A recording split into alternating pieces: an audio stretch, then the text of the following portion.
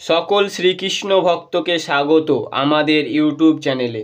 এখনও পর্যন্ত আমরা আলোচনা করেছি গীতাজির দ্বিতীয় অধ্যায়ের শ্লোক 35 পর্যন্ত। আজ আমরা আলোচনা করব ভগবদ গীতার দ্বিতীয় অধ্যায় সাংখ্যযোগের শ্লোক 36 থেকে 40 ও তার অর্থ সম্পর্কে। তো চলুন শ্রী রাধাকৃষ্ণের চরণ বন্দনা করে শুরু করা যাক আজকের ভিডিও। শ্লোক নম্বর 36।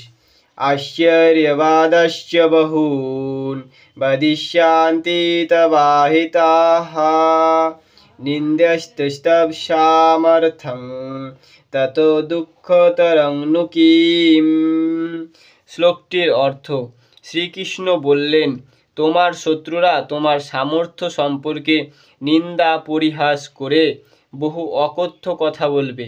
তার চেয়ে দুঃখদায়ক তোমার জন্য আর কি হতে পারে।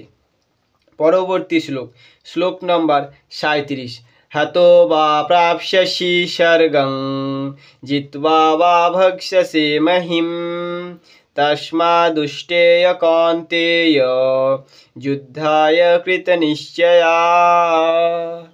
শ্লোকটির অর্থ, অপরপক্ষে হে কুন্তীপুত্র, এই যুদ্ধক্ষেত্রে তুমি যদি নিহত হও তাহলে স্বর্গ লাভ করবে, আর যদি জয়ী হও তো পৃথিবীর সমস্ত সুখ ভোগ করবে।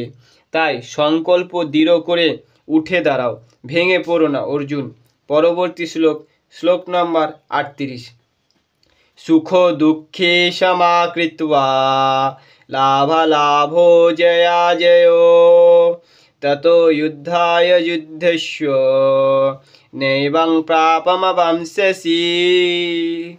শ্লোকটির অর্থ, এখন শ্রীকৃষ্ণ বললেন, সুখ দুঃখ, লাভ ক্ষতি, জয় পরাজয়কে সমানভাবে তুমি যুদ্ধ করো, তাহলে তোমাকে পাপের ভাগী হতে হবে না।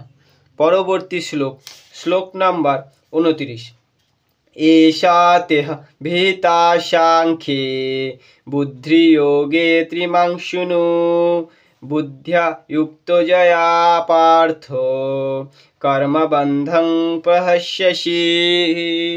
শ্লোকটির অর্থ, শ্রীকৃষ্ণ বললেন, হে পার্থ, আমি তোমাকে সাংখ্যযোগের মাধ্যমে এই জ্ঞানের কথা বললাম।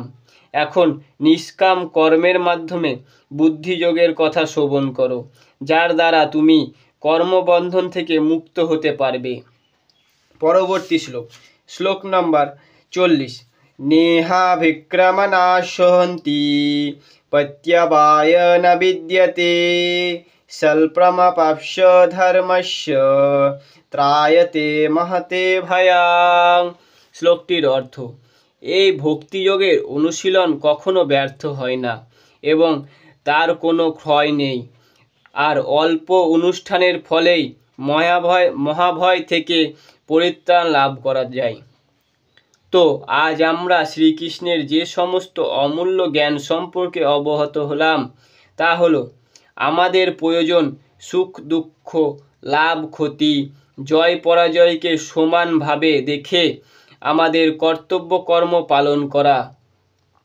শ্রীকৃষ্ণ এই কর্তব্য পালনের কথা অর্জুনকে বলেন, আরও বলেন, এই কর্তব্য পালনে দুই দিকেই তোমার লাভ। যেমন যদি তুমি যুদ্ধে মৃত্যুবরণ করো তাহলে স্বর্গসুখ ভোগ করবে, আর যদি তুমি যুদ্ধে জয়ী হও তাহলে পৃথিবীর সমস্ত সুখ ভোগ করবে। এই বলে শ্রীকৃষ্ণ অর্জুনকে বললেন, আমি সাংখ্যযোগের মাধ্যমে তোমাকে এই জ্ঞানের কথা বললাম। এখন নিষ্কাম কর্মের মাধ্যমে তোমার কর্মবন্ধন থেকে মুক্তি হওয়ার রাস্তা দেখাবো।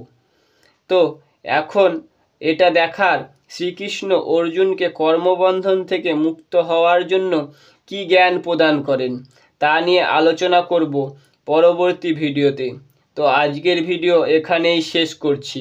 শ্রীমতী রাধারানীর কৃপায় আপনারা ভালো থাকুন, সুস্থ থাকুন। রাধে রাধে।